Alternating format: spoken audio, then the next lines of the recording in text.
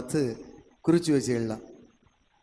அதாவது உளவியல் விஞ்ஞானம் என்ன சொல்கிறது என்றால், நம்முடைய பிள்ளைகள் 5 வயது வரை அவர்கள் எப்படி வளர்க்கப்படுகிறார்களோ உருவாக்கப்படுகிறார்களோ அதை பொறுத்துதான் எதிர்காலமானது என்ன செய்யப்படுகிறது, தீர்மானிக்கப்படுகிறது.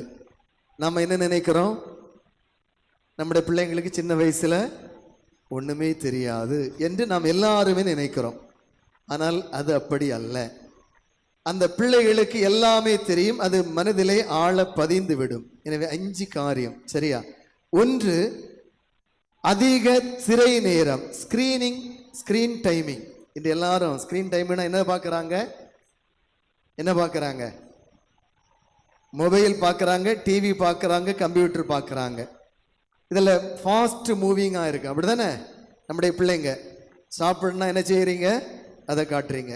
பெரியவங்களை எழும்ப தொடங்கியாச்சு, ஃபாதர் அடுத்த முறையூர் வைக்கிறாங்க, டக்குன்னு முடிச்சிருவேன், சரியா?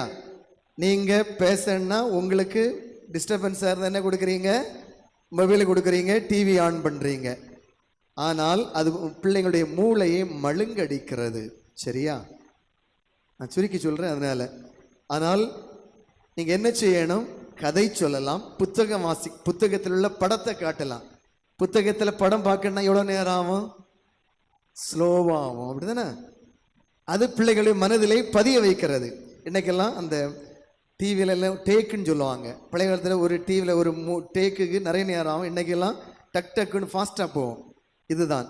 அப்போ அதிக திரை நேரம், அப்போ நம்ம அதை குறைக்க வேண்டும். இது முதல் காரியம். 2வது, குறைவான தூக்கம். பிள்ளைகள் அதிகமாக தூக்கம் கொடுக்கணும். இன்னைக்கு பிள்ளைங்க எப்போ தூங்குறாங்க, தாத்தா பாட்டி எப்போ தூங்குறாங்களோ அல்லது பெற்றோர் எப்போ தூங்குறாங்களோ அப்போதான் பிள்ளைங்க தூங்குறாங்க. ஆமா இல்லையா? வீட்டில் எஸ் ஆர் நோ? பேரண்ட்ஸ் தூங்குகின்ற பொழுதுதான் பிள்ளைங்க தூங்குறாங்க.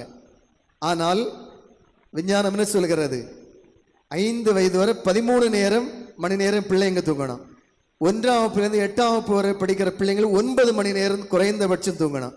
அப்போதான் அந்த மூளை நன்றாக வேலை செய்ய ஆரம்பிக்கும். நம்முடைய பிள்ளைங்கள் தூங்குவது இல்லை, அப்போதான் மனமும் உடலும் நன்றாக இருக்கும்.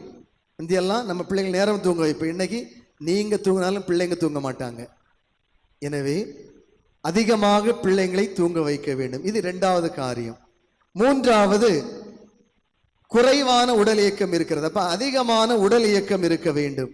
பாரதியார் என்ன சொன்னார், மாலை முழுவதும் விளையாட்டு சொன்னாரா, சொல்ல இல்லையா? இன்னைக்கு பிள்ளைங்க விளையாடுறாங்களா இல்லையா? வீட்டுக்குள்ள இருந்து விளையாடுறது இல்லை, மொபைலில் விளையாடுறது இல்லை, கிரவுண்டில் போய் விளையாடணும். விளையாடுனா மனசு எல்லாமே ஃப்ரீயாகும். விளையாடுகின்ற பொழுது அனுபவமும் கிடைக்கும். எப்படி? தோல்விகளை ஏற்றுக்கொள்வதற்கான இது நிறைய டெக்னிக்ஸ் கிடைக்கும். நிறைய காரியங்களை விளையாடுவதன் வழியாக நாம் கற்றுக்கொள்கிறோம். இன்னைக்கு அந்த விளையாட்டு இல்லை. வீட்டில் மொபைல் ஃபோனில் விளையாடினா என்னது கிடைக்கும், அவனை அடிச்சு கொள்ளு, அவனை முறி, அப்படி தானே விளையாட்டு இருக்கும். சுடுறதுல நம்ம என்ன செய்கிறோம், துப்பாக்கி சூட்டில் என்ன செய்கிறோம், அவனை அடித்து கொண்டுட்டே தான் போவோம், அப்படி தானே? பிள்ளைங்களை மனசில் இங்கே என்ன பதிய வைக்கிறீங்க, நான் வெற்றி பெறேன்னா மற்றவனை எல்லாம் தீர்த்து கட்டிட்டு நீ போகணும். அப்போ பிள்ளைங்களை எதை விதைக்கிறீங்க, உன் உடன்பிறப்பை கூட நீ தீர்த்து தள்ளனா நீ வளர முடியும்னு நாம் கற்றுக் கொடுக்கிறோம். அப்போ நம்ம என்ன செய்யணும், நன்றான உடல் இயக்கத்தை பிள்ளைகளுக்கு கற்றுக் கொடுக்க வேண்டும். இது 3வது காரியம்.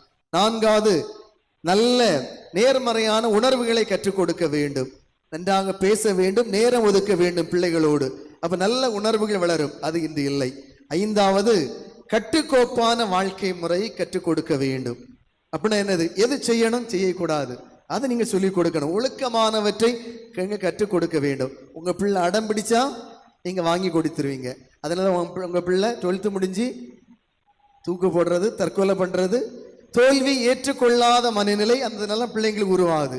நீங்க சின்ன வயசுலேயே என்ன செய்யணும், இது செய்யக்கூடாதுன்னு செய்யக்கூடாது, அடம் பிடிக்குதான் அடம் பிடிச்சிட்டு இரு. அப்ப அந்த பிள்ளை தெரியும் இது செய்யக்கூடாது, அதனால அவங்க வாங்கி தரையில சின்ன இதிலே பழக்கிறோம். அப்ப வளர்ந்தாலும் அந்த பிள்ளைங்களுக்கு தோல்வியை சவாலை ஏற்றுக்கொள்வதற்கான மனநிலை உருவாகும். இந்த 5 காரியம் சொல்லுங்க பார்ப்போம்.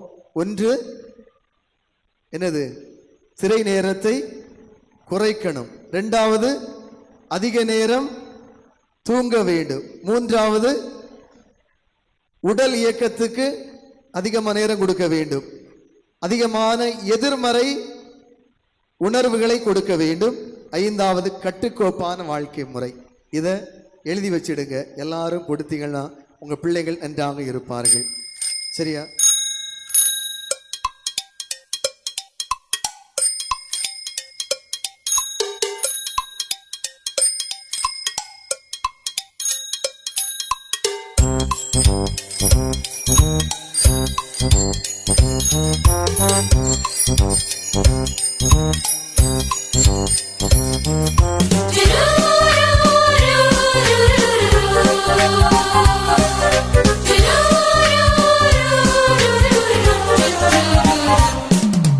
இயேசுவின் செய்தியை எடுத்துச் சொல்லும் காவிய பறவைகள் நாம்.